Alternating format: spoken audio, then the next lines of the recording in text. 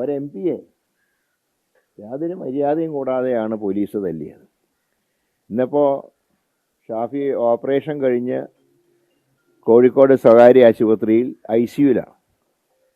മാത്രമല്ല ശ്വാസം വിടാൻ പോലും അദ്ദേഹത്തിന് കഴിയാത്ത അവസ്ഥയാണ്. ഒരു ജനപ്രതിനിധി എത്രയേറെ ക്രൂരമായി തല്ലുകയും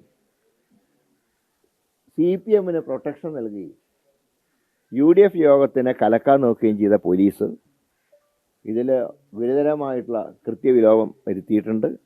ബന്ധപ്പെട്ട ഉദ്യോഗസ്ഥന്മാരെ സസ്പെൻഡ് ചെയ്തുകൊണ്ട് ശക്തമായിട്ടുള്ള നടപടി സർക്കാർ സ്വീകരിച്ചിട്ടുണ്ട്. കോൺഗ്രസും UDFും ഇതിനെ വളരെ ഗൗരവത്തിലെടുത്തുകൊണ്ട് തുടർ സമരങ്ങൾക്ക് ഞങ്ങൾ നേതൃത്വം നൽകും. അതുകൊണ്ട് MP യോട് ചെയ്ത ഒരു MP ക്ക് പോലും ഈ സംസ്ഥാനത്ത് രക്ഷയില്ല എന്നുള്ള ഒരവസ്ഥയാണ് കേരളത്തിൽ ഉണ്ടായിട്ടുള്ളത്.